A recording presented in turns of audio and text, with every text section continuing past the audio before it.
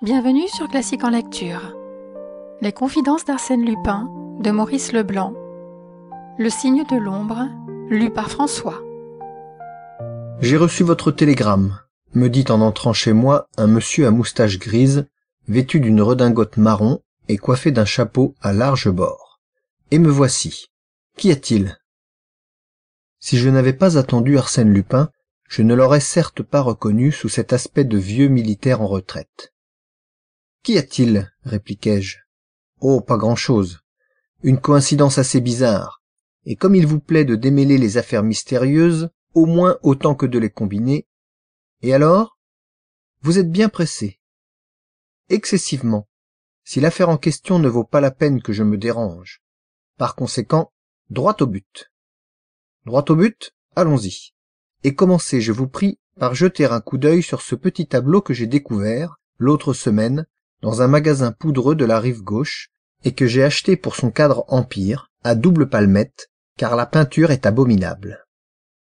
Abominable, en effet, dit Lupin, au bout d'un instant, mais le sujet lui-même ne manque pas de saveur. Ce coin de vieille cour avec sa rotonde à colonnade grecque, son cadran solaire et son bassin, avec son puits délabré au toit Renaissance, avec ses marches et son banc de pierre, tout cela est pittoresque. Et authentique, ajoutai-je. La toile, bonne ou mauvaise, n'a jamais été enlevée de son cadre empire. D'ailleurs, la date est là. Tenez, dans le bas, à gauche, ces chiffres rouges. 15, 4, 2, qui signifie évidemment 15 avril 1802. En effet. Mais vous parliez d'une coïncidence, et jusqu'ici, je ne vois pas... J'allais prendre dans un coin une longue vue que j'établis sur son trépied et que je braquai vers la fenêtre ouverte d'une petite chambre située en face de mon appartement de l'autre côté de la rue. Et je priai Lupin de regarder. Il se pencha. Le soleil, oblique à cette heure, éclairait la chambre où l'on apercevait des meubles d'acajou très simples, un grand lit d'enfant habillé de rideaux en cretonne. « Ah !» dit Lupin tout à coup. « Le même tableau !»« Exactement le même, affirmai-je. Et la date, vous voyez la date en rouge ? 15, 4, 2. Oui, je vois. Et qui demeure dans cette chambre ? Une dame, ou plutôt une ouvrière, puisqu'elle est obligée de travailler pour vivre, des travaux de couture qui la nourrissent à peine, elle et son enfant. Comment s'appelle-t-elle ? Louise d'Ernemont. D'après mes renseignements, elle est l'arrière-petite-fille d'un fermier général qui fut guillotiné sous la Terreur. Le même jour qu'André Chénier, acheva Lupin. Cet Ernemont, selon les mémoires du temps, passait pour très riche. Il releva la tête et me demanda. L'histoire est intéressante. Pourquoi avez-vous attendu pour me la raconter ? Parce que c'est aujourd'hui le 15 avril. Eh bien, depuis hier, je sais, un bavardage de concierge, que le 15 avril occupe une place importante dans la vie de Louise d'Ernemont. Pas possible. Contrairement à ses habitudes, elle qui travaille tous les jours, qui tient en ordre les 2 pièces dont se compose son appartement, qui prépare le déjeuner que sa fille prendra au retour de l'école communale, le 15 avril, elle sort avec la petite vers 10 heures et ne rentre qu'à la nuit tombante. Cela depuis des années et quel que soit le temps. Avouez que c'est étrange, cette date que je trouve sur un vieux tableau analogue et qui règle la sortie annuelle de la descendante du fermier général Ernemont. Étrange. Vous avez raison, prononça Lupin d'une voix lente. Et l'on ne sait pas où elle va ? On l'ignore. Elle ne s'est confiée à personne. D'ailleurs, elle parle très peu. Vous êtes sûr de vos informations ? Tout à fait sûr. Et la preuve qu'elles sont exactes, tenez, la voici. Une porte s'était ouverte en face, livrant passage à une petite fille de 7 à 8 ans qui vint se mettre à la fenêtre. Une dame apparut derrière elle, assez grande, encore jolie, l'air doux et mélancolique. Toutes deux étaient prêtes, habillées de vêtements simples, mais qui dénotaient chez la mère un souci d'élégance. « Vous voyez, murmurai-je, elles vont sortir. » De fait, après un moment, la mère prit l'enfant par la main et elles quittèrent la chambre. Lupin saisit son chapeau. « Venez-vous » Une curiosité trop vive me stimulait pour que je fisse la moindre objection. Je descendis avec Lupin. En arrivant dans la rue, nous aperçûmes ma voisine qui entrait chez un boulanger. Elle acheta 2 petits pains qu'elle plaça dans un menu panier que portait sa fille et qui semblait déjà contenir des provisions. Puis elles se dirigèrent du côté des boulevards extérieurs, qu'elles suivirent jusqu'à la place de l'Étoile. L'avenue Kléber les conduisit à l'entrée de Passy. Lupin marchait silencieusement, avec une préoccupation visible que je me réjouissais d'avoir provoquée. De temps à autre, une phrase me montrait le fil de ses réflexions, et je pouvais constater que l'énigme demeurait entière pour lui comme pour moi. Louise d'Ernemont, cependant, avait obliqué sur la gauche par la rue Raynouard, vieille rue paisible où Franklin et Balzac vécurent, et qui, bordée d'anciennes maisons et de jardins discrets, vous donne une impression de province. Au pied du coteau qu'elle domine, la Seine coule, et des ruelles descendent vers le fleuve. C'est l'une de ces ruelles, étroite, tortueuse, déserte, que prit ma voisine. Il y avait d'abord à droite une maison, dont la façade donnait sur la rue Raynouard, puis un mur moisi, d'une hauteur peu commune, soutenu de contreforts, hérissé de tessons de bouteilles. Vers le milieu, une porte basse en forme d'arcade le trouait, devant laquelle Louise d'Ernemont s'arrêta, et qu'elle ouvrit à l'aide d'une clé qui nous parut énorme. La mère et la fille entrèrent. « En tout cas, me dit Lupin, elle n'a rien à cacher, car elle ne s'est pas retournée une seule fois. » Il avait à peine achevé cette phrase qu'un bruit de pas retentit derrière nous. C'étaient 2 vieux mendiants, un homme et une femme déguenillés, sales, crasseux, couverts de haillons. Ils passèrent sans prêter attention à notre présence. L'homme sortit de sa besace une clé semblable à celle de ma voisine et l'introduisit dans la serrure. La porte se referma sur eux. Et tout de suite, au bout de la ruelle, un bruit d'automobile qui s'arrête. Lupin m'entraîna 50 mètres plus bas, dans un renfoncement qui suffisait à nous dissimuler. Et nous vîmes descendre, un petit chien sous le bras, une jeune femme très élégante, parée de bijoux, les yeux trop noirs, les lèvres trop rouges et les cheveux trop blonds. Devant la porte, même manœuvre, même clé. La demoiselle au petit chien disparut. « Ça commence à devenir amusant, » ricana Lupin. « Quel rapport ces gens-là peuvent-ils avoir les uns avec les autres ?»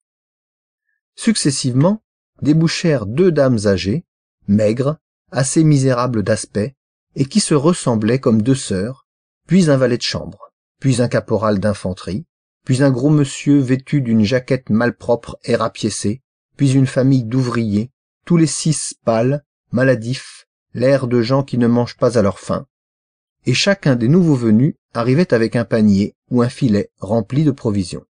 « C'est un pique-nique !» m'écriai-je.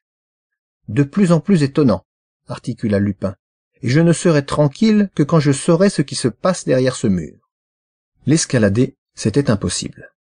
En outre, nous vîmes qu'il aboutissait, au bas de la ruelle comme en haut, à 2 maisons dont aucune fenêtre ne donnait sur l'enclos. Nous cherchions vainement un stratagème, quand tout à coup, la petite porte se rouvrit et livra passage à l'un des enfants de l'ouvrier. Le gamin monta en courant jusqu'à la rue Raynouard. Quelques minutes après, il rapportait 2 bouteilles d'eau qu'il déposa pour sortir de sa poche la grosse clé. À ce moment, Lupin m'avait déjà quitté et longeait le mur d'un pas lent comme un promeneur qui flâne. Lorsque l'enfant, après avoir pénétré dans l'enclos, repoussa la porte, il fit un bond et planta la pointe de son couteau dans la gâche de la serrure. Le peigne n'étant pas engagé, un effort suffit pour que le battant s'entrebâillât. « Nous y sommes, » dit Lupin. Il passa la tête avec précaution, puis, à ma grande surprise, entra franchement. Mais ayant suivi son exemple, je pus constater que 10 mètres en arrière du mur, un massif de lauriers élevait comme un rideau qui nous permettait d'avancer sans être vus. Lupin se posta au milieu du massif. Je m'approchai, et ainsi que lui, j'écartai les branches d'un arbuste. Le spectacle qui s'offrit alors à mes yeux était si imprévu que je ne pus retenir une exclamation, tandis que de son côté, Lupin jurait entre ses dents. « Crebleu! Celle-là est drôle !» Nous avions devant nous, dans l'espace restreint qui s'étendait entre les 2 maisons sans fenêtres, le même décor que représentait le vieux tableau acheté par moi chez un brocanteur. Le même décor. Au fond, contre un second mur, la même rotonde grecque offrait sa colonnade légère. Au centre, les mêmes bancs de pierre dominaient un cercle de 4 marches qui descendaient vers un bassin aux dalles moisies. Sur la gauche, le même puits dressait son toit de fer ouvragé, et tout près, le même cadran solaire montrait la flèche de son style et sa table de marbre. Le même décor. Et ce qui ajoutait à l'étrangeté du spectacle, c'était le souvenir obsédant pour Lupin et pour moi de cette date du 15 avril, et c'était l'idée que précisément ce jour-là, nous étions le 15 avril, et que 16 à 18 personnes si différentes d'âge, de conditions et de manières avaient choisi le 15 avril pour se rassembler en ce coin perdu de Paris. Toutes, à la minute où nous les vîmes, assises par groupes isolés sur les bancs et les marches, elles mangeaient.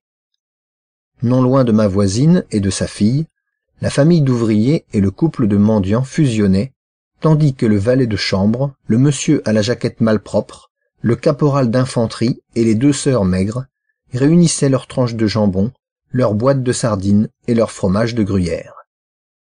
Il était alors 1h30. Le mendiant sortit sa pipe, ainsi que le gros monsieur. Les hommes se mirent à fumer près de la rotonde, et les femmes les rejoignirent.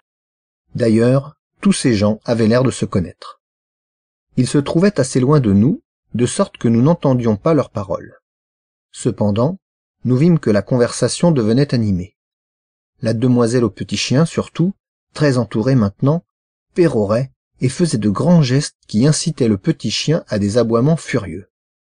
Mais soudain, il y eut une exclamation et aussitôt des cris de colère, et tous, hommes et femmes, ils s'élancèrent en désordre vers le puits.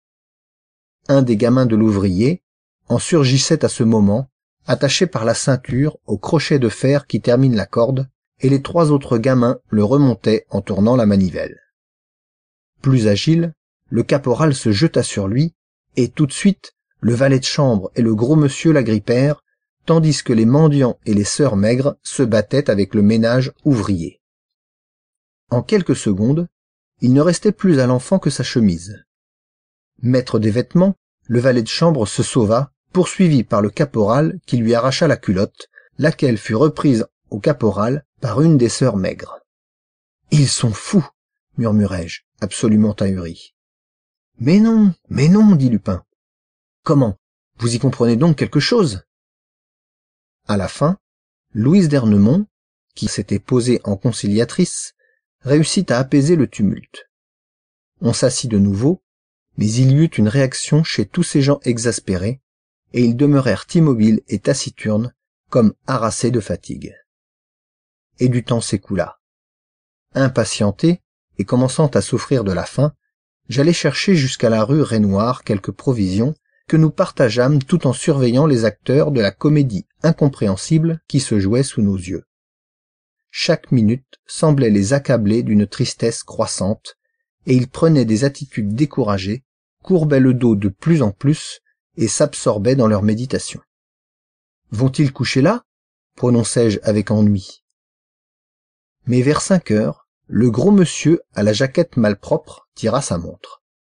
On l'imita, et tous, leur montre à la main, ils parurent attendre avec anxiété un événement qui devait avoir pour eux une importance considérable. L'événement ne se produisit pas, car au bout de 15 à 20 minutes, le gros monsieur eut un geste de désespoir, se leva et mit son chapeau. Alors, des lamentations retentirent. Les 2 sœurs maigres et la femme de l'ouvrier se jetèrent à genoux et firent le signe de la croix. La demoiselle au petit chien et la mendiante s'embrassèrent en sanglotant, et nous surprîmes Louise d'Ernemont qui serrait sa fille contre elle d'un mouvement triste. « Allons-nous-en, » dit Lupin. « Vous croyez que la séance est finie ? » ?»« Oui, et nous n'avons que le temps de filer. » Nous partîmes sans encombre. En haut de la rue Raynouard, Lupin tourna sur sa gauche, et, me laissant dehors, entra dans la première maison, celle qui dominait l'enclos. Après avoir conversé quelques instants avec le concierge, il me rejoignit et nous arrêtâmes une automobile. Rue de Turin, 34, dit-il au chauffeur. Au 34 de cette rue, le rez-de-chaussée était occupé par une étude de notaire, et presque aussitôt, nous fûmes introduits dans le cabinet de maître Valandier, homme d'un certain âge, affable et souriant. Lupin se présenta sous le nom du capitaine en retraite Janniot. Il voulait se faire bâtir une maison selon ses goûts, et on lui avait parlé d'un terrain si auprès de la rue Rainoir. « Mais ce terrain n'est pas à vendre !» s'écria maître Valandier. « Ah, on m'avait dit... Nullement, nullement !»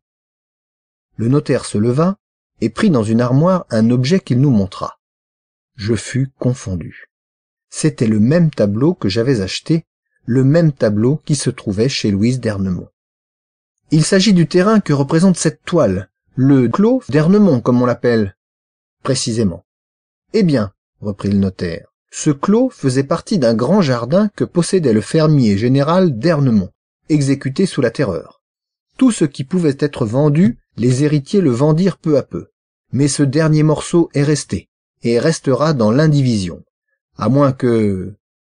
Le notaire se mit à rire. « À moins que... » interrogea Lupin. « Oh, c'est toute une histoire, assez curieuse d'ailleurs, et dont je m'amuse quelquefois à parcourir le dossier volumineux. »« Est-il indiscret ? » ?»« Pas du tout, » déclara maître Valandier, qui semblait ravi, au contraire, de placer son récit. Et sans se faire prier, il commença. Dès le début de la Révolution, Louis Agrippa d'Ernemont, sous prétexte de rejoindre sa femme, qui vivait à Genève avec leur fille Pauline, ferma son hôtel du faubourg Saint-Germain, congédia ses domestiques et vint s'installer, ainsi que son fils Charles, dans sa petite maison de Passy où personne ne le connaissait qu'une vieille servante dévouée. Il y resta caché durant 3 ans, et il pouvait espérer que sa retraite ne serait pas découverte lorsqu'un jour, après déjeuner, comme il faisait sa sieste, la vieille servante entra précipitamment dans sa chambre.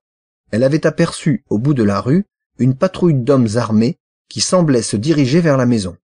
Louis d'Ernemont s'apprêta vivement, et à l'instant où les hommes frappaient, disparut par la porte qui donnait sur le jardin, en criant à son fils d'une voix effacée « Retiens-les, 5 minutes seulement !» Voulait-il s'enfuir? Trouva-t-il gardé les issues du jardin? 7 ou 8 minutes plus tard, il revenait, répondait très calmement aux questions et ne faisait aucune difficulté pour suivre les hommes. Son fils, Charles, bien qu'il n'eût que 18 ans, fut également emmené. « Cela se passait ?» demanda Lupin. « Cela se passait le 26 Germinal en 2, c'est-à-dire le... » Maître Valandier s'interrompit, les yeux tournés vers le calendrier qui pendait au mur, et il s'écria. « Mais c'est justement aujourd'hui. Nous sommes le 15 avril, jour anniversaire de l'arrestation du fermier général. »« Coïncidence bizarre, » dit Lupin. « Et cette arrestation eut sans doute, étant donné l'époque, des suites graves. »« Oh, fort graves, » dit le notaire en riant. 3 mois après, au début de Thermidor, le fermier général montait sur l'échafaud. On oublia son fils Charles en prison, et leurs biens furent confisqués. « Des biens immenses, n'est-ce pas ?» fit Lupin. « Et voilà précisément où les choses se compliquent. Ces biens qui, en effet, étaient immenses, demeurèrent introuvables. On constata que l'hôtel du faubourg Saint-Germain avait été, avant la Révolution, vendu à un Anglais, ainsi que tous les châteaux et terres de province, ainsi que tous les bijoux, valeurs et collections du fermier général. La Convention, puis le Directoire, ordonnèrent des enquêtes minutieuses. Elles n'aboutirent à aucun résultat. Il restait tout au moins, dit Lupin, la maison de Passy. La maison de Passy fut achetée à vil prix par le délégué même de la commune qui avait arrêté d'Ernemont, le citoyen Broquet. Le citoyen Broquet s'y enferma, barricada les portes, fortifia les murs, et lorsque Charles d'Ernemont, enfin libéré, se présenta, il le reçut à coups de fusil. Charles intenta des procès, les perdit, promit de grosses sommes. Le citoyen Broquet fut intraitable. Il avait acheté la maison, il la garda, et il l'eût gardée jusqu'à sa mort, s'il Charles n'avait obtenu l'appui de Bonaparte. Le 12 février 1803, le citoyen Broquet vida les lieux, mais la joie de Charles fut si grande, et sans doute son cerveau avait été bouleversé si violemment par toutes ces épreuves, que, en arrivant au seuil de la maison enfin reconquise, avant même d'ouvrir la porte, il se mit à danser et à chanter. Il était fou. Bigre, murmura Lupin. Et que devint-il? Sa mère et sa sœur Pauline, laquelle avait fini par se marier à Genève avec un de ses cousins, étant mortes toutes deux, la vieille servante prit soin de lui, et ils vécurent ensemble dans la maison de Passy. Des années se passèrent sans événements notables, mais soudain, en 1812, un coup de théâtre. À son lit de mort, devant 2 témoins qu'elle appela, la vieille servante fit d'étranges révélations. Elle déclara que, au début de la Révolution, le fermier général avait transporté dans sa maison de Passy des sacs remplis d'or et d'argent, et que ces sacs avaient disparu quelques jours avant l'arrestation. D'après des confidences antérieures de Charles d'Ernemont, qui les tenait de son père, les trésors se trouvaient cachés dans le jardin, entre la rotonde, le cadran solaire et le puits. Comme preuve, elle montra 3 tableaux, ou plutôt, car ils n'étaient pas encadrés, 3 toiles que le fermier général avait peintes durant sa captivité et qu'il avait réussi à lui faire passer avec l'ordre de les remettre à sa femme, à son fils et à sa fille. Tentés par l'appât des richesses, Charles et la vieille bonne avaient gardé le silence. Puis étaient venus les procès, la conquête de la maison, la folie de Charles, les recherches personnelles et inutiles de la servante, et les trésors étaient toujours là. « Et ils y sont encore !» ricana Lupin. « Et ils y sont toujours !» s'écria maître Valandier, à moins que le citoyen Broquet, qui sans doute avait flairé quelque chose, ne les ait dénichés. Hypothèse peu probable, car le citoyen Broquet mourut dans la misère.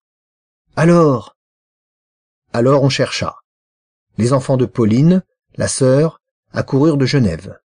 On découvrit que Charles s'était marié clandestinement et qu'il avait des fils. Tous ses héritiers se mirent à la besogne. Mais Charles vivait dans la retraite la plus absolue.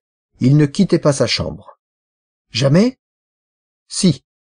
Et c'est là vraiment ce qu'il y a d'extraordinaire, de prodigieux dans l'aventure. Une fois l'an, Charles d'Ernemont, mu par une sorte de volonté inconsciente, descendait, suivait exactement le chemin que son père avait suivi, traversait le jardin, et s'asseyait tantôt sur les marches de la rotonde, dont vous voyez ici le dessin, tantôt sur la margelle de ce puits. À 5h27, il se levait et rentrait, et jusqu'à sa mort, survenue en 1820, il ne manqua pas une seule fois cet incompréhensible pèlerinage. Or, ce jour-là, c'était le 15 avril, jour de l'anniversaire de l'arrestation. Maître Valandier ne souriait plus, troublé lui-même par la déconcertante histoire qu'il nous racontait. Après un instant de réflexion, Lupin demanda. « Et depuis la mort de Charles ?» ?»« Depuis cette époque, » reprit le notaire avec une certaine solennité, « depuis bientôt 100 ans, les héritiers de Charles et de Pauline d'Ernemont continuent le pèlerinage du 15 avril. Les premières années, des fouilles minutieuses furent pratiquées. Pas un pouce du jardin que l'on ne scrutât, pas une motte de terre que l'on ne retournât. Maintenant, c'est fini. À peine si l'on cherche. À peine si de temps à autre, sans motif, on soulève une pierre ou l'on explore le puits. Non, ils s'assoient sur les marches de la rotonde, comme le pauvre fou, et comme lui, attendent. Et voyez-vous, c'est la tristesse de leur destinée. Depuis 100 ans, tous ceux qui se sont succédés, les fils après les pères, tous, ils ont perdu, comment dirais-je, le ressort de la vie. Ils n'ont plus de courage, plus d'initiative. Ils attendent le 15 avril, et lorsque le 15 avril est arrivé, ils attendent qu'un miracle se produise. Tous, la misère a fini par les vaincre. Mes prédécesseurs et moi, peu à peu, nous avons vendu, d'abord la maison, pour en construire une autre, de rapport plus fructueux, ensuite des parcelles du jardin, et d'autres parcelles. Mais ce coin-là, ils aimeraient mieux mourir que de l'aliéner. Là-dessus, tout le monde est d'accord, aussi bien Louise d'Ernemont, l'héritière directe de Pauline, que les mendiants, les ouvriers, le valet de chambre, la danseuse de cirque, etc., qui représentent ce malheureux Charles. Un nouveau silence, et Lupin reprit. Votre opinion, maître Valandier? Mon opinion est qu'il n'y a rien. Quel crédit accorder au dire d'une vieille bonne, affaiblie par l'âge? Quelle importance attacher aux lubies d'un fou? En outre, si le fermier général avait réalisé sa fortune, ne croyez-vous point que cette fortune se serait trouvée? Dans un espace restreint comme celui-là, on cache un papier, un joyau, non pas des trésors. Cependant, les tableaux? Oui, évidemment. Mais tout de même, est-ce une preuve suffisante? Lupin se pencha sur celui que le notaire avait tiré de l'armoire, et après l'avoir examiné longuement, « Vous avez parlé de 3 tableaux. » Oui. L'un, que voici, fut remis à mon prédécesseur par les héritiers de Charles. Louise d'Ernemont en possède un autre. Quant au 3e, on ne sait ce qu'il est devenu. Lupin me regarda et continua. Et chacun d'eux portait la même date? Oui, inscrite par Charles d'Ernemont, lorsqu'il les fit encadrer peu de temps avant sa mort. La même date, 15-4-2, c'est-à-dire le 15 avril en 2, selon le calendrier révolutionnaire, puisque l'arrestation eut lieu en avril 1794. Ah, bien, parfait, dit Lupin. Le chiffre 2 signifie... Il demeura pensif durant quelques instants et reprit. Encore une question, voulez-vous? Personne ne s'est jamais offert pour résoudre ce problème? Maître Valandier leva les bras. Que dites-vous là? S'écria-t-il. Mais ce fut la plaie de l'étude. De 1820 à 1843, un de mes prédécesseurs, maître Turbon, a été convoqué 18 fois à Passy par le groupe des héritiers auxquels des imposteurs, des tireurs de cartes, des illuminés avaient promis de découvrir les trésors du fermier général. À la fin, une règle fut établie. Toute personne étrangère qui voulait opérer des recherches devait au préalable déposer une certaine somme. Quelle somme? 5 000 francs. En cas de réussite, le tiers des trésors revient à l'individu. En cas d'insuccès, le dépôt reste acquis aux héritiers. Comme ça, je suis tranquille. Voici les 5 000 francs. Le notaire sursauta. Hein? Que dites-vous? Je dis, répéta Lupin en sortant 5 billets de sa poche et en les étalant sur la table avec le plus grand calme, je dis que voici le dépôt de 5 000 francs. Veuillez m'en donner reçu et convoquer tous les héritiers d'Ernemont pour le 15 avril de l'année prochaine à Passy. Le notaire n'en revenait pas. Moi-même, quoique Lupin m'eût habitué à ses coups de théâtre, j'étais fort surpris. « C'est sérieux ?» articula maître Valandier. « Absolument sérieux. Pourtant, je ne vous ai pas caché mon opinion. Toutes ces histoires invraisemblables ne reposent sur aucune preuve. »« Je ne suis pas de votre avis, » déclara Lupin. Le notaire le regarda comme on regarde un monsieur dont la raison n'est pas très saine. Puis, se décidant, il prit la plume et libella sur papier timbré un contrat qui mentionnait le dépôt du capitaine en retraite Janniot et lui garantissait 1/3 des sommes par lui découvertes. « Si vous changez d'avis, ajouta-t-il, je vous prie de m'en avertir 8 jours d'avance. Je ne préviendrai la famille d'Ernemont qu'au dernier moment, afin de ne pas donner à ces pauvres gens un espoir trop long. Vous pouvez les prévenir dès aujourd'hui, maître Valandier. Ils passeront, de la sorte, une année meilleure. » On se quitta. Aussitôt dans la rue, je m'écriai. « Vous savez donc quelque chose ?»« Moi ?» répondit Lupin. « Rien du tout. Et c'est là, précisément, ce qui m'amuse. Mais il y a 100 ans que l'on cherche. Il s'agit moins de chercher que de réfléchir. Or, j'ai 365 jours pour réfléchir. C'est trop. Et je risque d'oublier cette affaire, si intéressante qu'elle soit. Cher ami, vous aurez l'obligeance de me la rappeler, n'est-ce pas? Je la lui rappelai à diverses reprises pendant les mois qui suivirent, sans que d'ailleurs il parût y attacher beaucoup d'importance. Pourtant, il y eut toute une période durant laquelle je n'eus pas l'occasion de le voir. C'était l'époque, je le sus depuis, du voyage qu'il fit en Arménie et de la lutte effroyable qu'il entreprit contre le sultan rouge, lutte qui se termina par l'effondrement du despote. Je lui écrivais toutefois à l'adresse qu'il m'avait donnée, et je pus ainsi lui communiquer que certains renseignements obtenus de droite et de gauche sur ma voisine Louise d'Ernemont m'avaient révélé l'amour qu'elle avait eu, quelques années auparavant, pour un jeune homme très riche qu'il aimait encore, mais qui, contraint par sa famille, avait dû l'abandonner ainsi que le désespoir de la jeune femme, la vie courageuse qu'elle menait avec sa fille. Lupin ne répondit à aucune de mes lettres. Les recevait-il? La date approchait cependant, et je n'étais pas sans me demander si ces nombreuses entreprises ne l'empêcheraient pas de venir au rendez-vous fixé. De fait, le matin du 15 avril arriva, et j'avais fini de déjeuner que Lupin n'était pas encore là. À 12h15, je m'en allai et me fis conduire à Passy. Tout de suite, dans la ruelle, j'avisai les 4 gamins de l'ouvrier qui stationnaient devant la porte. Averti par eux, maître Valandier accourut à ma rencontre. « Eh bien, le capitaine Janniot ?» s'écria-t-il. « Il n'est pas ici. »« Non, et je vous prie de croire qu'on l'attend avec impatience. » Les groupes, en effet, se pressaient autour du notaire, et tous ces visages, que je reconnus, n'avaient plus leur expression morne et découragée de l'année précédente. « Ils espèrent, me dit maître Valandier, et c'est ma faute. Que voulez-vous? Votre ami m'a laissé un tel souvenir que j'ai parlé à ces braves gens avec une confiance que je n'éprouve pas. Mais, tout de même, c'est un drôle de type que ce capitaine Janniot. » Il m'interrogea, et je lui donnai sur le capitaine des indications quelque peu fantaisistes que les héritiers écoutaient en hochant la tête. Louise d'Ernemont murmura. « Et s'il ne vient pas? »« Nous aurons toujours les 5000 francs à nous partager, » dit le mendiant. N'importe. La parole de Louise d'Ernemont avait jeté un froid. Les visages se renfrognèrent et je sentis comme une atmosphère d'angoisse qui pesait sur nous. À 1h30, les 2 sœurs maigres s'assirent, prises de défaillance. Puis, le gros monsieur à la jaquette malpropre eut une révolte subite contre le notaire. « Parfaitement, maître Valandier. Vous êtes responsable. Vous auriez dû amener le capitaine de gré ou de force. Un farceur, évidemment. » Il me regarda d'un œil mauvais, et le valet de chambre, de son côté, maugréa les injures à mon adresse.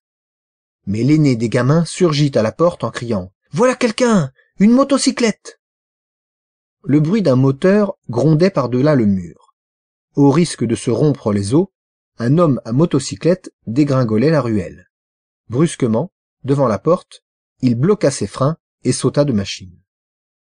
Sous la couche de poussière qui le recouvrait comme d'une enveloppe, on pouvait voir que ses vêtements gros bleus, que son pantalon aux plis bien formés, n'étaient point ceux d'un touriste, pas plus que son chapeau de feutre noir, ni que ses bottines vernies. « Mais ce n'est pas le capitaine Janniot !» clama le notaire, qui hésitait à le reconnaître. « Si !» affirma Lupin en nous tendant la main. « C'est le capitaine Janniot. Seulement, j'ai fait couper ma moustache. Maître Valandier, voici le reçu que vous avez signé. » Il saisit un des gamins par le bras et lui dit « Cours à la station de voiture et ramène une automobile jusqu'à la rue Rainoir. Galope, j'ai un rendez-vous urgent à 2h15. » Il y eut des gestes de protestation. Le capitaine Janniot tira sa montre. « Eh quoi? Il n'est que 2h moins 12. J'ai 15 bonnes minutes. Mais, pour Dieu que je suis fatigué. Et surtout comme j'ai faim. » En hâte, le caporal lui tendit son pain de munitions, qu'il mordit à pleines dents, et s'étant assis, il prononça. « Vous m'excuserez. Le rapide de Marseille a déraillé entre Dijon et La Roche. Il y a une 15aine de morts, et des blessés que j'ai dû secourir. Alors, dans le fourgon des bagages, j'ai trouvé cette motocyclette. Maître Valandier, vous aurez l'obligeance de la faire remettre à qui de droit. L'étiquette est encore attachée au guidon. Ah, te voici de retour, gamin. L'auto est là, au coin de la rue Rainoir. À merveille. » Il consulta sa montre. « Hé hé, pas de temps à perdre. » Je le regardais avec une curiosité ardente. Mais quelle devait être l'émotion des héritiers d'Ernemont? Certes, ils n'avaient pas, dans le capitaine Janniot, la foi que j'avais en Lupin. Cependant, leur figure était blême et crispée. Lentement, le capitaine Janniot se dirigea vers la gauche et s'approcha du cadran solaire. Le piédestal en était formé par un bonhomme au torse puissant qui portait sur les épaules une table de marbre dont le temps avait tellement usé la surface qu'on distinguait à peine les lignes des heures gravées. Au-dessus, un amour, aux ailes déployées, tenait une longue flèche qui servait d'aiguille. Le capitaine resta penché environ une minute, les yeux attentifs. Puis il demanda « Un couteau, s'il vous plaît ?» 2 heures sonnèrent quelque part. À cet instant précis, sur le cadran illuminé de soleil, l'ombre de la flèche se profilait suivant une cassure du marbre qui coupait le disque à peu près par le milieu. Le capitaine saisit le couteau qu'on lui tendait. Il l'ouvrit. Et à l'aide de la pointe, très doucement, il commença à gratter le mélange de terre, de mousse et de lichen qui remplissait l'étroite cassure. Tout de suite, à 10 centimètres du bord, il s'arrêta, comme si son couteau eût rencontré un obstacle, enfonça l'index et le pouce, et retira un menu objet qu'il frotta entre les paumes de ses mains et offrit ensuite au notaire.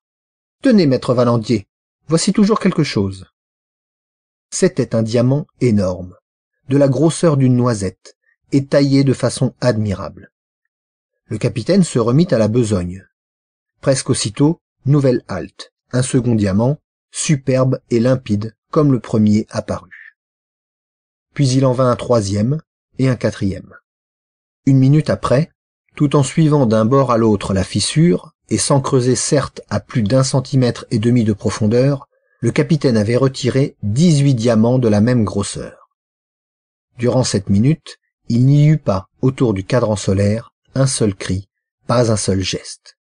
Une sorte de stupeur anéantissait les héritiers. Puis, le gros monsieur murmura « Crénom de crénom !» Et le caporal gémit « Ah, mon capitaine, mon capitaine !» Les 2 sœurs tombèrent évanouies. La demoiselle au petit chien se mit à genoux et pria, tandis que le domestique, titubant, l'air d'un homme ivre, se tenait la tête à 2 mains et que Louise d'Ernemont pleurait. Lorsque le calme fut rétabli et qu'on voulut remercier le capitaine Janniot, on s'aperçut qu'il était parti. Ce n'est qu'au bout de plusieurs années que l'occasion se présenta pour moi d'interroger Lupin au sujet de cette affaire. Il me répondit. « L'affaire des 18 diamants ? Mon Dieu, quand je songe que 3 ou 4 générations de mes semblables en ont cherché la solution. Et les 18 diamants étaient là, sous un peu de poussière. Mais comment avez-vous deviné ? Je n'ai pas deviné, j'ai réfléchi. Ai-je eu même besoin de réfléchir ? Dès le début, je fus frappé par ce fait que toute l'aventure était dominée par une question primordiale, la question de temps.